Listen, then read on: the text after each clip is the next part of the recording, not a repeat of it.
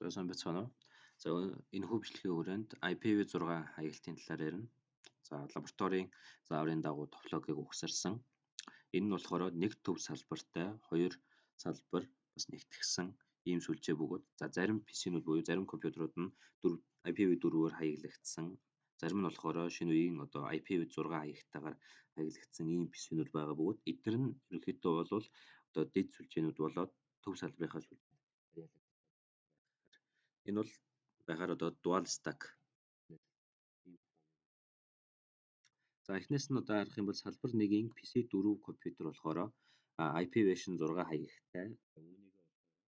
IP version 6-гийн серверээс за авдаг байгаа. Харах юм бол энэ байж байна. 64 гэсэн кодтой. За энэ статикаар тохируулаагүй. Занаас автоматар авсан ийм IP version 6 байна гэсэн үг. PC 2-ын хувьд гэх юм бол IP version 4 хаягтай. Үүнийгээ IP version 4 хаягаа DHCP-ийн серверээс авсан байна гэсэн үг. Энийг бол цаанаас нь гараар статикаар тохируулж өгөөгүй DHCP серверээс автоматик байдлаар авсан байна. За одоо энэ серверүүд рүү орж харъя. Серверүүд маань одоо гол төхөөрөмжүүд учраас бид нар энэ дээр за энэ сайн харагдахгүй байгаа. Серверүүд дээр за энэ пулийг тохируулж өгдөг байгаа. За пул тохируулж өгснөөр сервер маань үйл ажиллагаа ерөөдөө бэлэн болно. За ийм. Тэгээд тэн дээр домен нэр буюу server1.com гэсэн нэрийг өгж ажиллуулж байгаа гэсэн үг. За одоо руутераа гэх юм бол за руутерууд гэх юм бол харж байгаа бол энэ олон сүлжээнд хуваагдсан учраас манай руутерууд маань чиглүүлэлт хийх шаардлагатай. За тэрнийг нь статикаар тохируулж өгсөн байгаа.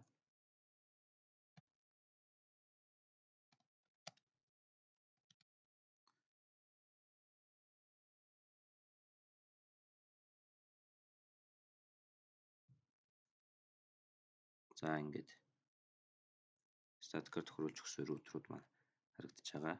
За мөн IP version 6-гаар routing хийж тохируулж өгсөн байгаа. За тэгвэл үнийг одоо ажиллаж байна уу ялгая. За IP version 6-гаар хаяглагдсан PC4-өөс одоо мессеж маань өөр нэг за нөгөө сүлжээний руутерээр дамжсан өөр нэг сүлжээний за IP version 6-ад мессеж дамжиж гин үгүй харах юм бол за амжилттай мессеж маань дамжиж байна. За нөгөө талд нь бас амжилттай дамжиж байна. Одоо сервер нь IP version 4-өөс IP version 6-ад болох уу гэдгийг харъя. За манай мессеж маань фейлжлээ. Түрүүн бол IP version 4-өөс 4 рүү IP version 6-аас 6 руу бол мессеж маань дамжиж болоод байсан. Гэтэл одоо болохоор вершн зөрчсөн учраас болохгүй болчихж байна. За энэнд бол нөгөө руутерийн маань рутинг IP routing болон NAT маань холбоотой байна. Хэрвээ NAT routing хоёрыг нь тохируулаад өгчих юм бол энэ за одоо IP version 6 дээр тохируулагдсан одоо серверийг маань одоо сервер болон PC 2-ын хооронд хамт хийх боломжтой байгаа.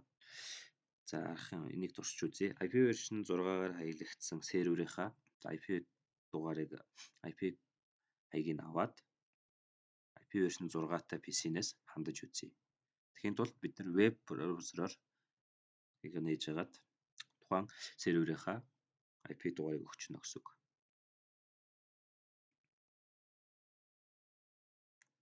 За URL дээр нь за ингээд амжилттай хандаж болж байна гэж. За сая бол IP version 6 PC-нээс IP version 6 одоо сервер рүү хандаж үзлээ. За тэгвэл одоо сервер нь IP version 4-өөс хандаж болж байна уу юу үзье. IP version 4-өөс IP version 4 PC-нээс IP version 4 сервер рүү хандаж болж байна уу. Сая 6-аас 6 руу болж исэн. За 4-өөс 4 рүү болох уу юу үзье. За веб браузер маань жоо бодож байгаа шүү. За бас болж байна. За тэгвэл яг түрүүний бас шалгаж үзсэн шигээ эсрэгээр нь юу вэ? За сая бол IP version 4-ийн хаягийг авч үзсэн. За одоо тэгвэл IP version 6-аас IP version 4 сервер рүү хандаж болох нь үгүй юу зэ?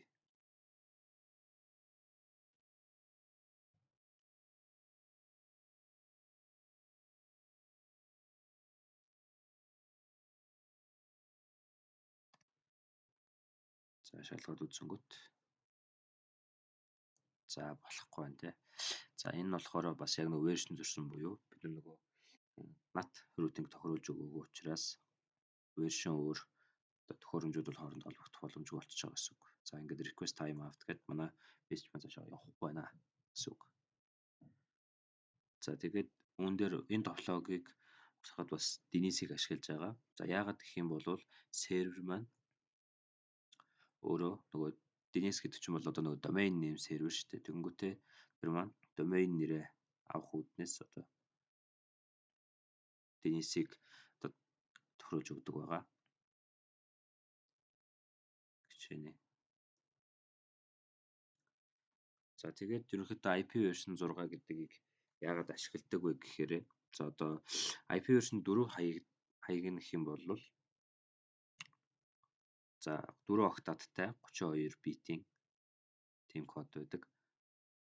За тэнгуут энэ кодыг бодоод үзэх юм бол хамгийн ихдээ за 4 тэрбум гаруй төхөөрөмжийг интернетд одоо хаяглах боломжтой тийм одоо версний дугаар байгаа. Тэнгуут одоо дэлхий дээр ашиглаж байгаа төхөөрөмжийн тоо бол аль хэдийн 4 тэрбумаас даваад 8, 10 тэрбум болцсон.